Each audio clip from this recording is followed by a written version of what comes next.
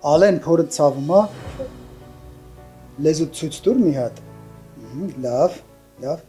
Ինֆեկցիոն հիվանդությունների ազգային կենտրոնի մանկական բաժանմունքն է, որտեղ բուժում են ստանում տարբեր ինֆեկցիաներով վարակված 1-ից 5 տարեկան երեխաներ։ Բաժանմունքի ղեկավար Արշակ Ղազարյանի խոսքով, ամառային սեզոնով պայմանավորված աղիքային վարակով հիվանդների դիմելիությունն աճել է։ Հիմնական փոխանցման ուղին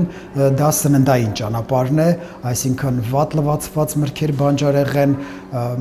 հիվանդությունը կոչվում է նաև կեղտոտ ձեռքերի հիվանդություն եւ կարող է փոխանցվել նաև կոնտակտային ճանապարհով, այսինքն տարբեր առարկաների, խաղալիքների միջոցով։ Իրավիճակը համաճարակային չէ, բայց մտահոգիչ, ասում է բժիշկ Ղազարյանը։ Մանկական բաժանմունքում այժմ բուժվում է աղիքային վարակով 2 տասնյակից ավելի երեխա, COVID-19-ով 3 մանկահասակ եւ 2 դեպք էլ կարմրուկով վարակված մանուկներ։ Ունենում ենք ինչպես բակտերիալ աղիքային հիվանդություններ, սալմոնելոզն է գերակշռում բակտերիալ աղիքային վարակների խմբում, բայց ամռան սեզոնին նաև ունենում ենք ակտիվացում, շատացում նաև վիրուսային վարակներով պայմանավորված գաստրոենտերիտները, դրանք աղիքային էնտերովիրուսներով պայմանավորված ինֆեկցիոն հիվանդություններն են, որոնք առաջացնում են փսխում, լուծ, գաստրոենտերիտի նշաններ։ Ըստ վարակաբանի, հիվանդության նկատմամբ առավել խոցելի են մինչև 1 տարեկան երեխաները, քանի որ նրանց իմունային համակարգը թույլ է զարգացած։ Բժշկի խոսքով բակտերիալ աղիքային վարակների ժամանակ ծանր դեպքերում տղանքում կարող է նկատվել արյուն։ Այդ պարագայում առանց վարանելու պետք է անհապաղ դիմել ինֆեկցիոն հիվանդությունների ազգային կենտրոն։ Հիվանդների մեծ մասի վիճակը գնահատվում է միջին ծանրության,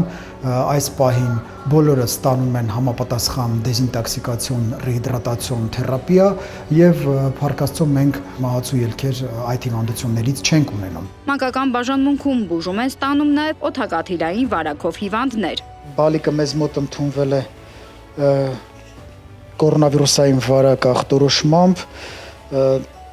այնուհետև հաստատվել է թոքաբորբ, ստացել է համապատասխան բուժում,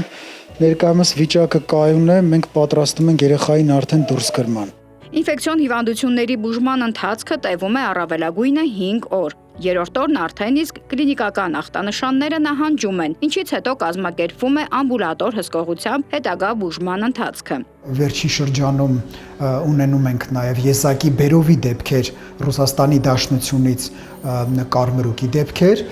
ինչպես երեխաների, այնպես էլ մեծահասակների շրջանում։ Օրենքով սահմանված կարգով կենտրոնում մանկական ծառայությունն անվճար է։ Հայաստանի եւ ԵԱՏՄ երկրների քաղաքացիություն ունեցող անձանց համար վարակաբանը խորհուրդ է տալիս ուշադիր լինել շուտ փչացող սննդամթերքի պահպանման պայմաններին, նաև հետևել երեխաների հիգիենայի կանոններին, տարատեսակ վարակներից խուսափելու համար։ Խաղաղություն բառն եմ սիրում, թող այն ընցի ոչ աղջարում, մորարակի բարի մարդիկ, ապրեն ուրախ եւ երջանիկ։